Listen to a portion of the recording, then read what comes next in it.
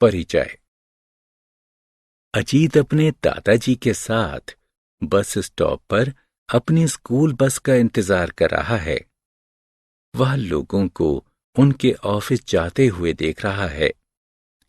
उन सभी के पास उनके स्कूटर और कारें हैं। उनमें से अधिकतर लोग अपनी कार में अकेले ही हैं। अजीत को पता है कि वाहनों से वायु प्रदूषण होता है। वह चकित है कि लोग पास के स्थानों पर जाने के लिए पैदल या साइकिल का प्रयोग क्यों नहीं करते हैं। यह न केवल प्रदूषण को कम करेगा, बल्कि उनके स्वास्थ्य को भी अच्छा बनाएगा।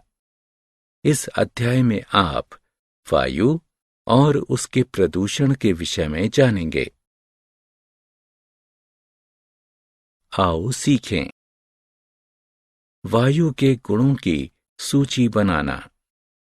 वायु प्रदूषण को कम करने के उपाय बताना। पवन यानी हवा को परिभाषित करना। पवन यानी हवा की दिशा का वर्णन करना। वायु के गुण। हम वायु द्वारा घिरे हुए हैं। वायु गैस और अन्य कणों का एक मिश्रण है। यह सभी सजीवों के जीवन के लिए आवश्यक है। सभी सजीव वायु का उपयोग सांस लेने और सांस बाहर निकालने में करते हैं। इसका कोई स्वाद, रंग या सुगंध नहीं है। हम वायु को देख नहीं सकते, किंतु महसूस कर सकते हैं। वायु में भार होता है। दो फुलाने वाले गुब्बारे लेते हैं। उनमें से किसी एक गुब्बारे में वायु भरते हैं। अब इसका भार नापते हैं। उसके बाद खाली गुब्बारे का भार नापते हैं। अब हम क्या देखते हैं? वायु भरा हुआ गुब्बारा खाली वाले गुब्बारे से अधिक भारी है। इससे यह सिद्ध होता है कि वायु में भार होता है। जलने के लिए वायु आवश्यक है। चलो अब एक प्रयोग करते हैं। एक मोमबत्ती जलाते हैं।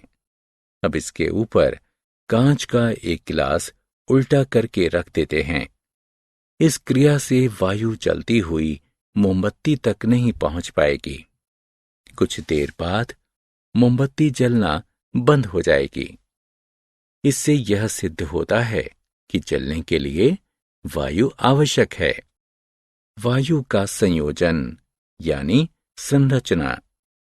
वायु बहुत सारी गैसों से मिलकर बनी होती है, जिसमें नाइट्रोजन, ऑक्सीजन और कार्बन डाइऑक्साइड मुख्य हैं। इसके साथ साथ वायु में जल वाष्प और धूल के कण भी पाए जाते हैं। एक कमरे में आती हुई सूर्य की रोशनी में छोटे धूल के कण एक रेखा में आगे बढ़ते हुए देखे जा सकते हैं। वायु प्रदूषण के कारण। कारखानों और वाहनों से निकलने वाले धुएं से वायु प्रदूषित होती है। पत्तियां, प्लास्टिक और कचड़े को जलाने से धुआं निकलता है, जो कि वायु को प्रदूषित करता है। प्रदूषित वायु में सांस लेने से अस्थमा, दमा आदि जैसी सांस की अनेक बीमारियां हो जाती हैं। वायु प्रदूषण में कमी। वायु प्रदूषण को कम करना हमारी जिम्मेदारी है। ऐसा हम निम्न प्रकार से कर सकते हैं। नए पेड़ लगाकर, सार्वजनिक परिवहन यानी पब्लिक ट्रांसपोर्ट का उपयोग करके, कम दूरी पर जाने के लिए पैदल या साइकिल का प्रयोग करके, कार साझा यानी कारपूलिंग करके, पत्ती, प्लास्टिक और अन्य कूड़े को नहीं जलाकर। पवन। चलती हुई यानी बहती हुई वायु को पवन या हवा कहते हैं। पवन बादलों को चलाती है, जिससे बारिश होती है। पवन सेल बोटों और ग्लाइडरों को भी चलाती है। पवन ऊर्जा का उपयोग बिजली उत्पन्न करने में किया जाता है। पवन ऊर्जा का उपयोग जल को फेंकने में भी किया जाता है। पवन की दिशा। पवन की एक निश्चित दिशा होती है। पवन को इसकी दिशा के कारण ही पहचाना जाता है। उदाहरण के लिए, जो पवन पूर्व से पश्चिम दिशा की ओर बहती है उसे पूर्वी पवन कहते हैं।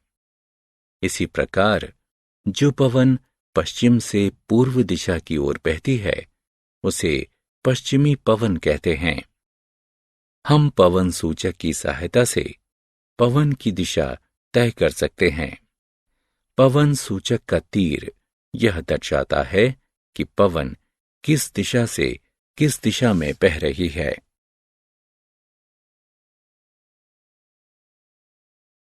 हमने क्या चर्चा की? वायु का कोई स्वाद, रंग और सुगंध नहीं है। वायु में भार होता है और यह चलने के लिए आवश्यक होती है। वायु अनेक गैसों, जलवाष्प और धूल के कणों से मिलकर बनी होती है।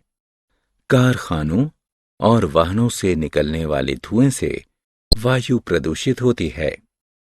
प्रदूषित वायु में सांस लेने से सांस की अनेक बीमारियां हो जाती हैं। चलती हुई वायु को पवन कहते हैं। पवन की एक निश्चित दिशा होती है।